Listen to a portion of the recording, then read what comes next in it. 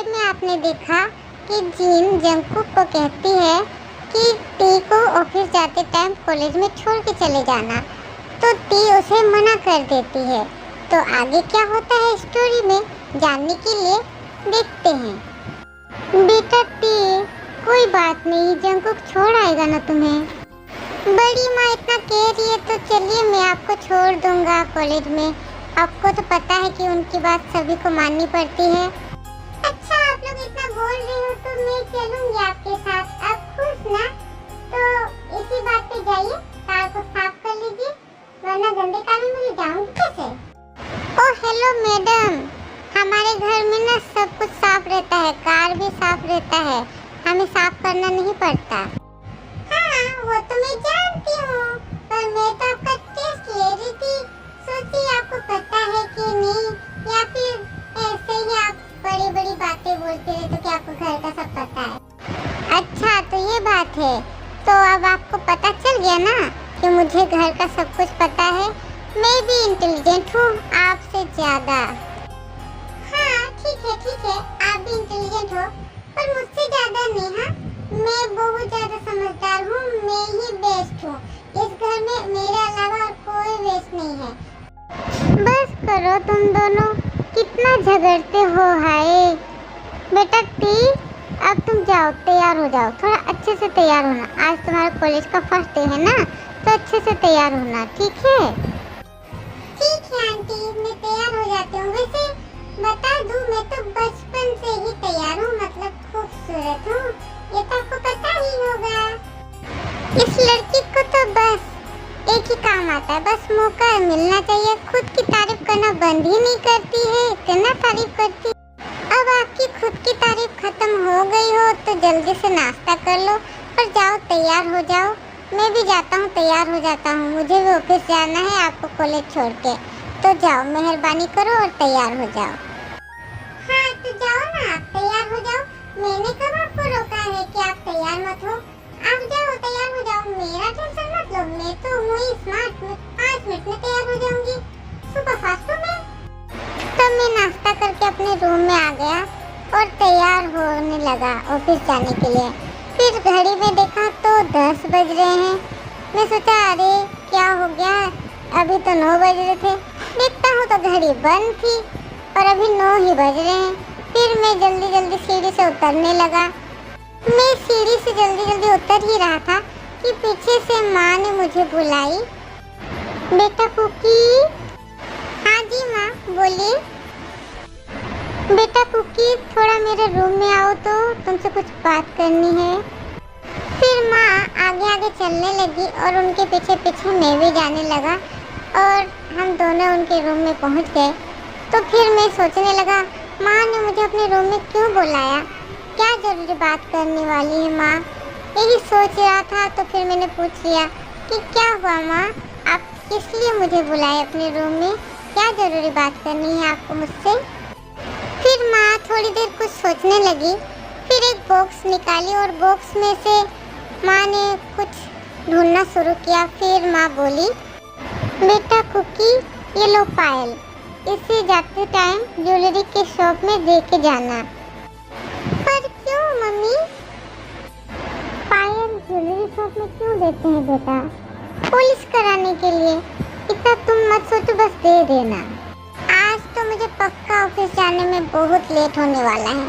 पहले टी को उसके कॉलेज छोड़ना है, फिर वहाँ से घूम के आना है ज्वेलरी शॉप, वहाँ पर ये पायल देना है, फिर ऑफिस जाऊँगा। अच्छा माँ, आप तो बड़ी माँ को लेके ज्वेलरी शॉप जा सकते थे ना ये पायल देने के लिए, मुझे क्यों बोल रही हो आप? अगर हम ज्वेलरी शॉप जा सकते तो क्या मैं तुम्हें ये पायल देती कि लेके जाओ? नहीं आप नहीं बोलते, पर इतने सारे काम करने में मैं अगर भूल गया ये पायल ज्वेलरी शॉप में देने के लिए। नहीं बेटा जी, मुझे पता है तुम नहीं भूलोगे, और भूल गए तो भी कोई बात नहीं, मुझे फ़ोन कर लेना। इसके बाद मैं सीढ़ी से नीचे आ रहा था तो नीचे देखता हूँ टी खड़ी है, उसे देख के मैं तो फिदा हो गया। ये आज न्यू न्यू लग रही है, क्या किया है उसने अपने साथ, इतनी खूबसूरत और भी ज़्यादा खूबसूरत लग रही है आज। आज वो मेकअप की है इसलिए इतनी खूबसूरत लग रही है। आँखों में काजल, फेस पे थोड़ा सा मेकअप, थोड़ा सा लिपस्टिक, बाल खुले हुए, काला ड्रेस पहनी है, बहुत खूबसूरत लग रही है। सब मिला के चुड़ैल बोल सकते हैं। नहीं, चुड़ैल नहीं, क्यूट पेतनी बोल सकते हैं। नहीं, पेतनी भी नहीं, जाने दो। आज बहुत खूबसूरत लग रही है तो सच्ची वाला तारीफ कर ही देता हूँ। खूबसूरत हसीना लग रही है, एकदम झकास। आज वो इतनी खूबसूरत लग रही है कि जो कोई उसे देखे सब वही बोलेंगे कि ये स्वर्ग से कौन अप्सरा उतरी है, इतनी खूबसूरत लग रही है। मैं तो बस उसे देख ही रहा था, ये बात उसने भी जान लिया तो मैंने अपनी आंखें नीचे कर ली और उसके बाद मैंने उससे कहा कि चलिए। हाँ तो चलिए, मैंने कब मना किया? आप तो ऐसे बोल जैसे मैंने रोक रखा है आपको। फिर हम घर से निकले और जाके कार में बैठ गए और मैं कार स्टार्ट कर रहा था पर कार स्टार्ट हो नहीं रहा था। अब क्यों नहीं हो रहा था पता नहीं। और मेरे पास में टी बैठी थी मेरे पीछे वाली सीट में और वो मुझे देख के शर्मा रही थी क्योंकि वो समझ रही थी कि मैं उसे बार बार देख रहा था, इसलिए वो शर्मा रही थी पर कुछ बोल नहीं रही थी मुझे। फिर मैं उससे पूछने लगा कि आपके पास और लिपस्टिक है क्या? क्यों, आपको चाहिए क्या? आप भी लिपस्टिक लगाओगे क्या? बोलो। नहीं तो मुझे नहीं चाहिए, वो क्या है ना, आपके लिप्स में लिपस्टिक थोड़ा कम हो गया। बस इतना बोल के मैं उसकी ओर देखने लगा तो देखता हूँ कि वो गुस्से से अपने आप को देखने लगी आईने में और अपना लिपस्टिक ठीक करने लगी। पर मैं ये बात बोल के मन में बहुत खुश हो रहा था क्योंकि जब मैं कॉलेज में था तो 2 लड़कियों की यही बात बोल के मैं 2 थप्पड़ खाया था। ठीक इसी टाइम कार भी स्टार्ट हो गई। अब मैं कार चलाने लगा और मैंने देखा कि वो बहुत गुस्से में है और थोड़ा सा दुखी भी हो गई मेरी बात सुन के। फिर मैं उसे टिश्यू पेपर दे रहा था पर वो मेरी तरफ देख ही नहीं रही थी, वो साइड में कहीं और ही देख रही थी। मैंने उससे कहा कि ये टिश्यू पेपर लीजिए और अपना लिपस्टिक पोंछ लीजिए, पर वो कुछ नहीं बोली। तो मैंने कहा, अरे आप इतना चुप क्यों हो और इतना गुस्से में क्यों हो? लीजिए ना टिश्यू पेपर और अपना लिप्स पोंछ लीजिए, आप गुस्सा मत कीजिए प्लीज़। मेरे इतना कहने पर उसने मेरे हाथ से छीन के टिश्यू पेपर ले लिया और मैंने कहा कि अरे मुझसे बर्दाश्त नहीं हो रहा, आपका ये लिपस्टिक पोंछ लीजिए ना। बस इतना कहना था कि वो रोने लगी और अपनी आंखें पोंछने लगी। वो रोएगी मुझे पता नहीं।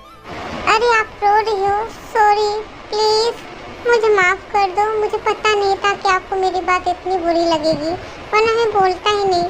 प्लीज़ रोना बंद करो, अब से कभी ऐसा नहीं बोलूँगा, प्लीज़ सॉरी, माफ़ कर दो। वो कुछ नहीं बोली, एकदम चुप। मैंने फिर से पूछा, क्या हुआ थी, बोलो कुछ, लेकिन वो फिर से चुप हो गई।